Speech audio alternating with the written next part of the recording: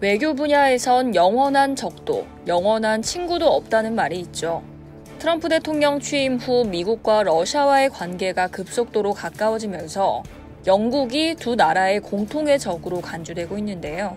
최근엔 영국과 러시아가 상대국 외교관을 추방하는 등 긴장감이 고조되고 있습니다. 우크라이나를 지원하던 조 바이든 행정부 시절 미국에 날선 비판을 쏟아내던 러시아는 트럼프 대통령의 재집권 이후 미국과 화해 모드에 돌입했는데요. 로이터 통신은 14일 미국과 가까워진 러시아에 이제 주적은 영국이 되고 있다는 내용의 기사를 게재했습니다.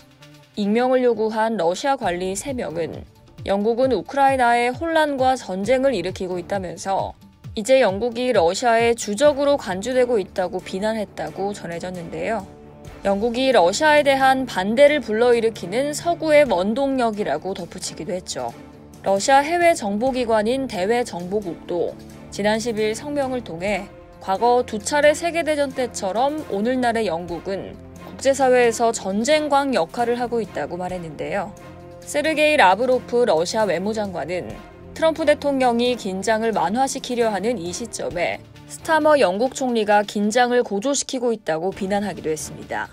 우크라이나 침공 이후 영국은 러시아에 대한 비판을 강하게 이어가며 서방 세계의 러시아 제재에 앞장서 왔습니다. 서방 국가 중 처음으로 우크라이나의 주력 전차와 장거리 순항미사일을 지원하고 우크라이나가 서방의 미사일로 러시아 본토를 공격할 수 있도록 하는 결과를 이끌어낸 나라이기도 하죠.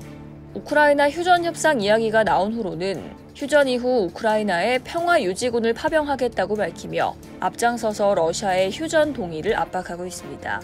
러시아엔 의지의 연합 결성을 주도하며 평화유지군 구상을 구체화하고 있는 영국이 더더욱 못마땅한 국가로 여겨질 텐데요. 지난해 10월에는 영국 런던 동부에 있는 우크라이나인 소유 창고에 난 불이 러시아의 사주를 받아 일어난 사건이라고 밝혀지면서 양국 간 긴장이 고조되기도 했습니다. 우크라이나 전쟁 전에도 두 나라의 사이는 그다지 좋지 않았습니다. 2006년 11월 러시아 연방보안부 요원이었던 알렉산드르 리트비넨코는 영국에 망명한 뒤 런던의 한 호텔에서 고농도 방사성 물질인 폴로늄 210이 든 차를 마시고 3주 만에 사망한 바 있는데요. 2018년 3월 영국 솔즈베리에선 또 다른 전직 러시아 스파이 세르게이 스크리팔이 화학무기 노비촉에 노출되는 사건이 발생하면서 영국은 러시아를 위협이 되는 국가로 느껴왔을 겁니다. 러시아 역시 마찬가지입니다.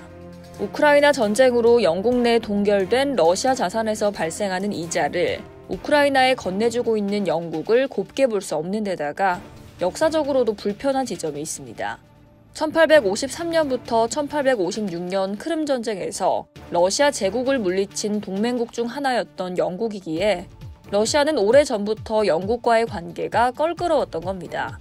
이런 가운데 영국 매체에서 푸틴 러시아 대통령이 트럼프 대통령이 보낸 특사를 8시간이나 기다리게 하는 등 홀대했다는 뉴스가 나오면서 러시아와 미국 사이에 균열이 생기는 건 아닌지 국제사회 관심이 집중되는 일이 있었는데요. 하지만 이에 대해 트럼프 대통령은 가짜뉴스라고 격분하며 사실이 아니라고 밝혔습니다. 이상 여의도TV였습니다.